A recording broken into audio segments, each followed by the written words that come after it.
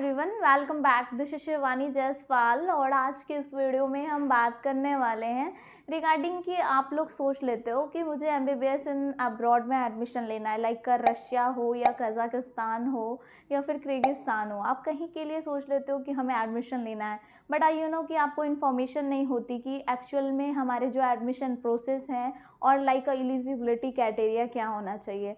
तो you know कि आज के इस वीडियो में हम इन सब चीज़ों के बारे में इस वीडियो में डिस्कशन करने वाले हैं। तो अगर आप भी इन सब चीज़ों के बारे में अगर आपको बिल्कुल भी नॉलेज नहीं है तो आप हमारा वीडियो एंड तक देखें ताकि और भी इंफॉर्मेशन आपको मिलती रहे एंड आपके माइंड में और भी कुछ डाउट्स हो एलिजिबिलिटी क्राइटेरिया या एडमिशन प्रोसेस को लेकर तो आप कमेंट कर सकते हैं।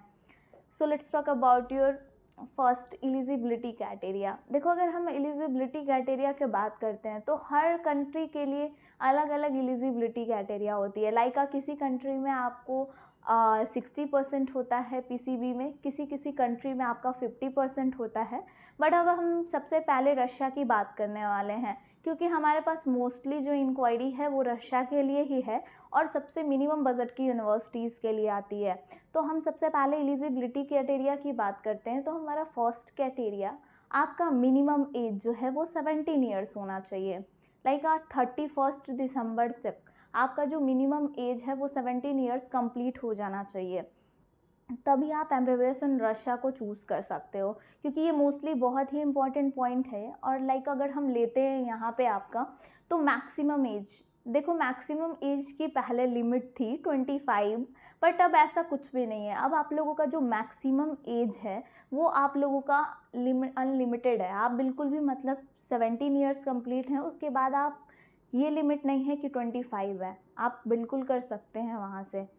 तो एलिजिबिलिटी क्राइटेरिया ये हमारा फर्स्ट था। सेकंड क्राइटेरिया है हमारा कि आपका class 12 PCB physics chemistry bio इसमें आपका 50% होना चाहिए। लाइक अगर आपके टोटल मार्क्स भी हैं 50% तो आप इजीली एमबीबीएस इन रशिया को चूज़ कर सकते हो। अगर आपका क्लास 12 में 50% नहीं है तो फिर आप चूज़ नहीं कर सकते हो। एंड हमारा थर्ड क्राइटेरिया, आपका नीट क्वालिफाई होना चाहिए। देखो, मैंने हर बार आपको बोला है कि जब भी आप एमबीबीएस इन रशिया को चूज़ कर रहे हो ना तो आप हमेशा नीट क्वालिफाई करके जाओ। लेकिन मुझे बहुत सी ऐसी इंक्वायरी है जो बच्चे ऐसे हैं कि वो 2023 में नीट नहीं क्वालिफाई कर पाए हैं। लेकिन मैंने आपको हर वीडियो में बोला है कि आप हमेशा नीट क्वालिफाई करके जाओ ताकि आपकी डिग्री जो है वैलिड होगी। लेकिन वो वैलिड कब होती है? जब आप इंडिया में एफएमजेई नेक्स्ट एग्ज़ाम क्लियर करते हो। लेकिन अगर बच्चे ऐसे हैं जो बिना नीट क्वालिफाई जाना चाह रहे हैं तो वो भी जा सकते हैं, उनकी भी सेम पढ़ाई होगी, एक्चुअल में सब कुछ सेम होगा, बट उनको अपनी डिग्री वैलिड करने के लिए यूएसएमएलई देनी पड़ेगी, यूनाइटेड स्टेट लाइसेंसिंग एग्जामिनेशन, ये आपको क्लियर करना पड़ेगा। और जो बच्चे नीट क्वालिफाई करके जाते हैं उनको देना पड़ता है ईसीएफएमजी। तो ईसीएफएमजी जिसे नेक्स्ट कर दिया गया है वो आपको क्लियर करना होता है। तो देखो, एलिजिबिलिटी क्राइटेरिया में सबसे इम्पॉर्टेंट हमारा इसमें ये है कि जो बच्चे नीट क्वालिफाई नहीं हैं उनको यूएसएमएलई देना पड़ेगा।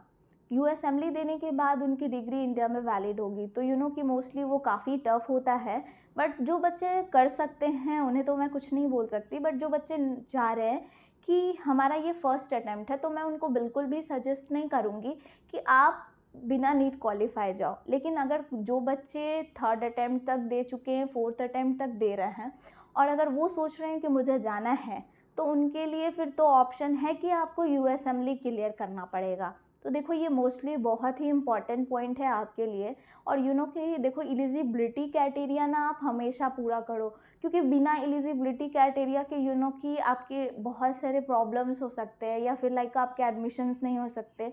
यू नो कि मुझे ये भी बहुत सी इंक्वायरी थी कि मैम हमारे कुछ स्टूडेंट्स ने हमारे पास इंक्वायरी किया था तो उनका बोलना था कि हमारे कुछ एजेंट्स हैं या फिर जो और भी कंसल्टेंसी है उनका बोलना है कि हम इस ईयर एडमिशन लेकर नेक्स्ट ईयर आके नीट दे सकते हैं।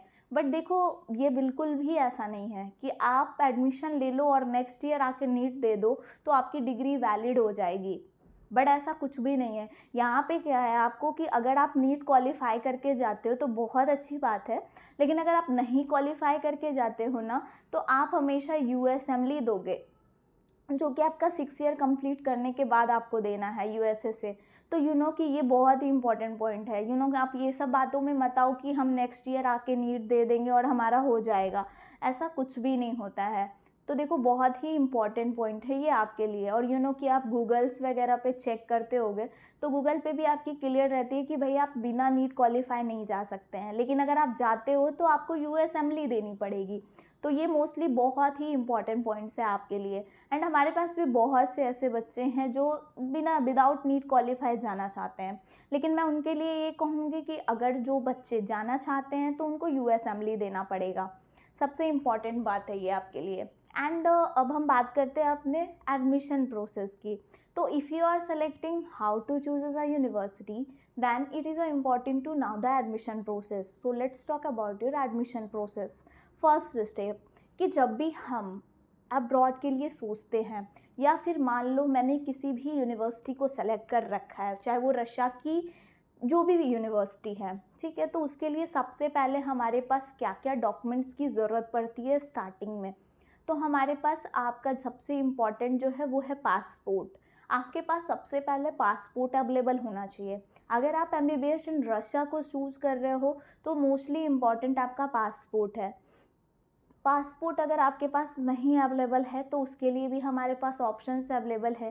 पासपोर्ट में आपकी ज़्यादा डॉक्यूमेंट्स की रिक्वायरमेंट नहीं होती है।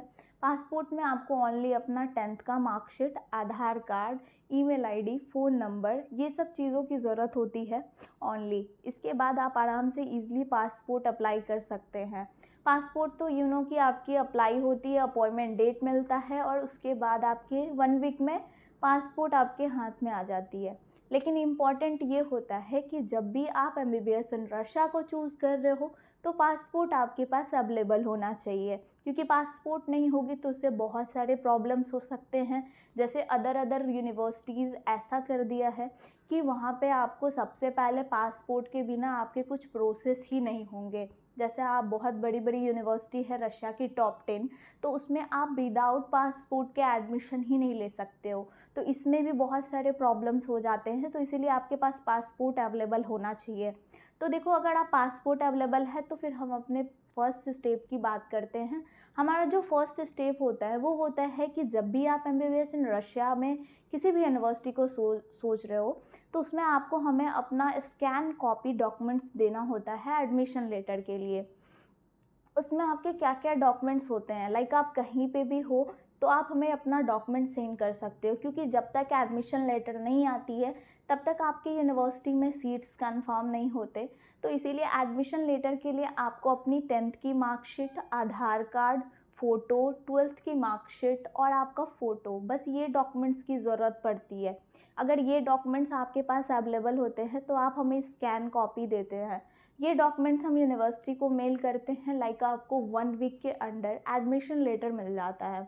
ये आपका फर्स्ट स्टेप है एडमिशन लेटर का। उसके बाद आपका सेकंड स्टेप होता है इनविटेशन। इनविटेशन के लिए आपको हमें ओरिजिनल डॉक्यूमेंट्स देनी पड़ती है, जैसे 10th की मार्कशीट, 12th की marksheet, Aadhaar card, photo, passport, email ID, ये डॉक्यूमेंट्स आपको हमें देनी पड़ती है, साथ में बर्थ सर्टिफिकेट। ये डॉक्यूमेंट्स आप हमें ओरिजिनल देते हैं। ये डॉक्यूमेंट्स आपके कोर्ट में जाएंगे, कोर्ट आपके डॉक्यूमेंट्स को वेरीफाई करेगी, पोस्टाइल करेगी और आपके 10th के मार्कशीट पे स्टंप लग जाएगा कि आप अब्रॉड जा रहे हो पढ़ने के लिए। तो अब्रॉड ये जो आपका इनविटेशन का प्रोसेस है, इसमें आपका 25 डेज़ लग जाता है। तो अप्रॉक्स जो आपका इनविटेशन का प्रोसेस है, इसमें आपको काफ़ी टाइम देना पड़ता है एंड ओरिजिनल डॉक्यूमेंट्स की भी ज़रूरत पड़ती है। तो बहुत से बच्चे होते हैं जो काफ़ी लेट अपना डॉक्यूमेंट सबमिट करते हैं, तो उसके अकॉर्डिंग आपके जो प्रोसेस है वो होते हैं। अब लाइक अब बहुत से ऐसे स्टूडेंट होंगे जो काफ़ी टाइम के बाद एडमिशन अपना प्रोसेस स्टार्ट करेंगे, तो उनके भी तो प्रोसेस काफ़ी टाइम लग जाते हैं। तो इनविटेशन आपको मिल जाती है 25 डेज़ के बाद। उसके बाद आपका वीज़ा में अप्रॉक्स आपका 10 डेज़ लग जाता है। वीज़ा में आपको ज़्यादा डॉक्यूमेंट्स की ज़रूरत नहीं पड़ती है और सबसे इम्पॉर्टेंट है कि बिना पासपोर्ट के आपका वीज़ा कभी नहीं लगेगा। तो इसीलिए सबसे इम्पॉर्टेंट है आपका पासपोर्ट। आपके पास पासपोर्ट अवेलेबल होने चाहिए। ये आपके वीज़ा के प्रोसेस हो जाएंगे 10 डेज़ में। उसके बाद आपकी फ़्लाइट टिकट, जाने से पहले आपने जो भी हमें ओरिजिनल डॉक्यूमेंट्स दिए हैं, जैसे 10th-12th की marksheet, Aadhaar card, photo, passport, ये डॉक्यूमेंट्स हम आपको एयरपोर्ट पे वापस करेंगे। इसके साथ साथ जो भी आपके डॉक्यूमेंट्स एंड आप वहाँ पे जाओगे तो वो टिकट्स वगैरह भी आपको मिल जाएंगे। तो यू नो कि मोस्टली ये सारे जो प्रोसेस हैं वो अप्रॉक्स आपका 1 मंथ से ऊपर लग जाता है। तो आपको प्रोसेस करने में भी तो टाइम लगते हैं, लाइक आपके और भी डॉक्यूमेंट्स के प्रोसेस। तो ये होने के बाद आप फ्लाई करेंगे दिल्ली से मॉस्को के लिए और मॉस्को से यूनिवर्सिटी के लिए। यूनिवर्सिटी जाने के बाद आप वहाँ पे यूनिवर्सिटीज़ की टूर करेंगे और उसके बाद वहाँ पे हम आपको ये SIM card, hostel card, travelling card, library card, account opening, ये सारी चीज़ें वहाँ पे हम आपका करवाएंगे। मतलब A to Z process, India to Russia.